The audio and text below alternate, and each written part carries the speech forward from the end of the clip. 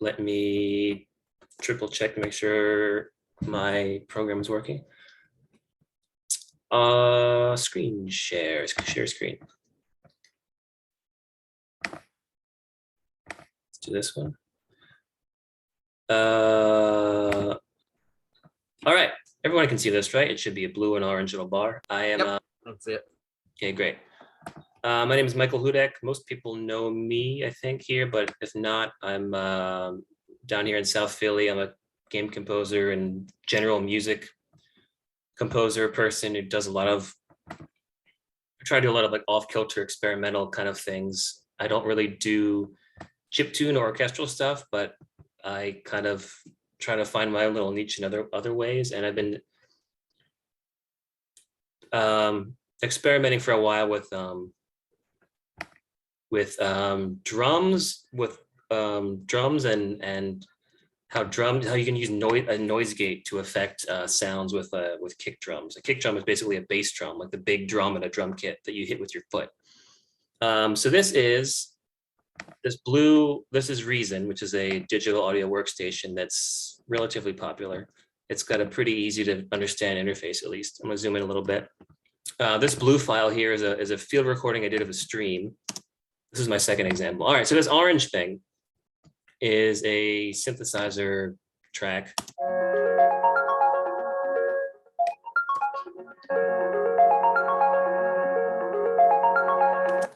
And this purple thing, I'll mute the orange one and play the purple one. This purple thing is a kick drum track.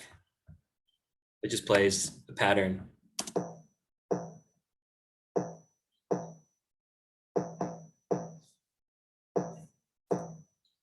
Okay, so not terribly interesting, but if I use a noise gate, what is a noise gate? A noise gate is essentially a plugin that you can use to force down the volume of any kind of instrument you're playing.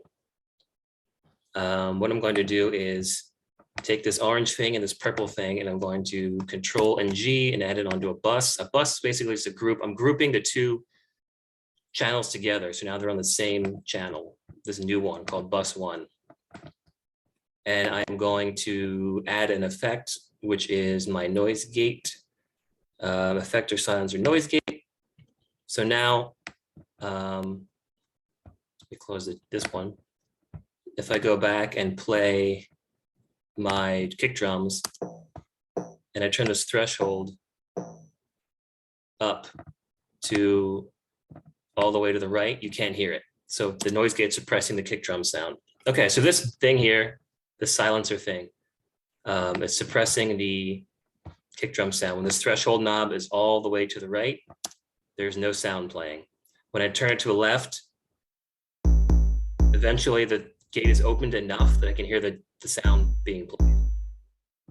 So what's the difference between that and a regular volume fader? The difference is if I unmute my synthesizer track again, because they're both playing on the same channel now, the kick drum opens the noise gate just enough for the orange synthesizer pattern to be forced through it. So if I mute this again, it's just drums. If I unmute the synthesizer track again,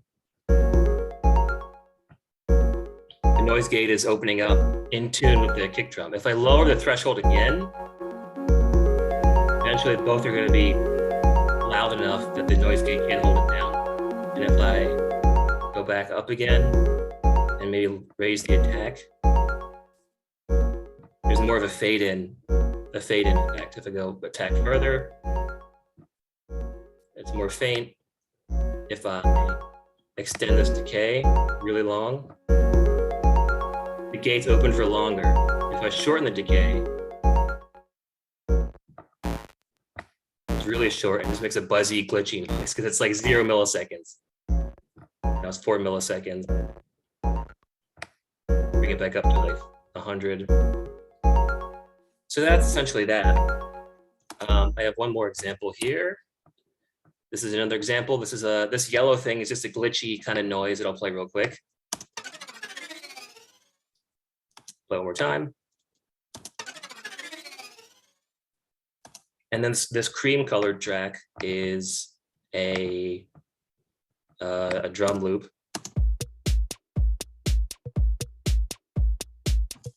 If they're combined, I think I already pre-combined these actually.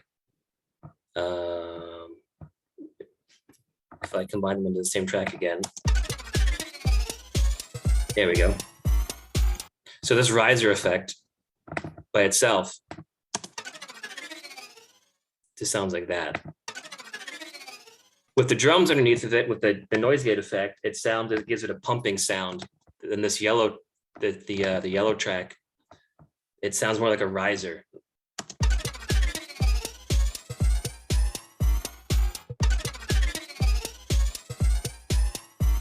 And if I mute the drums,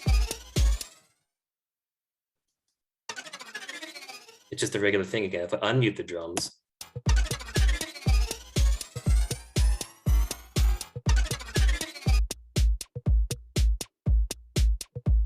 so this is useful.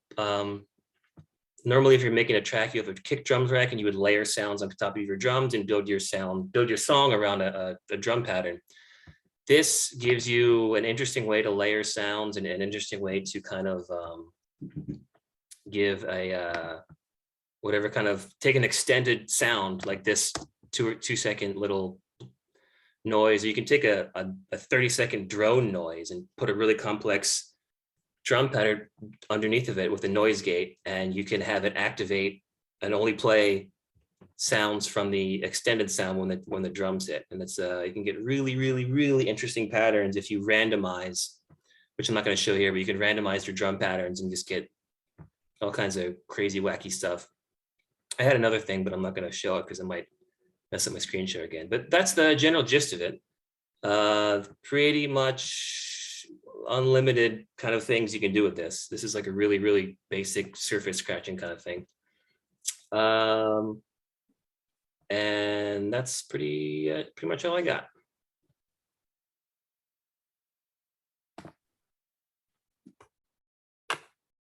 I'm trying to get my video to come back. No, that was awesome. Thank you so much, Mike. I'm just saying it kind of reminds me a little bit of like masking in Photoshop or something, but with audio. Yeah, it's really similar actually. I'm liking it to being like blending modes. Yeah. Yeah, there's actually an audio term that's also called masking, which I think is similar. When two similar frequencies are on top of one another and they kind of dampen each other. That's really cool. You might have mentioned it, but I missed it. If so, what program was that you were using for it?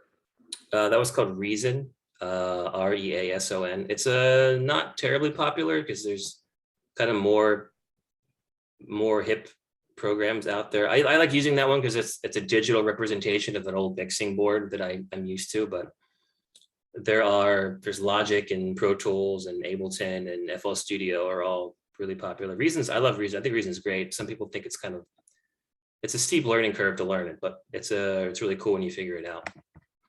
I mean, look, the side chains are fun. Yeah, it is kind of like a side chain. Yeah, I guess if anyone doesn't have any questions, I should have looked at the chat earlier, but yeah, you can take a sound of you can record like the inside of a train station with your phone and just have it go for a minute and then put a drum input and have the pop out, and there's a jillion things you can do with it. I think it's really fun. Nice. Well, thank you so much. Yeah, I hadn't heard of Reason before that, so that was also learning experience too. Awesome. Thank you again. Really appreciate it. Really cool. Oh, Alex asking, have you considered maybe splitting frequency bands? Yes, I do. I was going to ask something like that.